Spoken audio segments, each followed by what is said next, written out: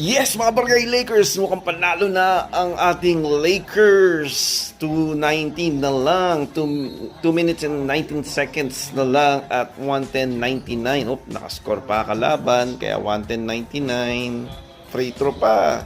And 1. Sige, panoorin natin. So, yan po ang score, mga Barangay Lakers. 99-110. 2 minutes and 8 seconds. Alright. Ayan na po. Please like, comment, and share dyan mga Barangay Lakers na kay Lives po ang bola. Puro 3 points ni Austin kanina pa. Oh, sablay si Lebron. Yan po mga Barangay Lakers. Ang score 139.99 po. Alos 1 minute na lang natitira. Yan na po. Mukhang yan na po ang hulit. Unat huli na po. 99. 116 po. 116.99. Alright. Last score po. Yan na po ang score.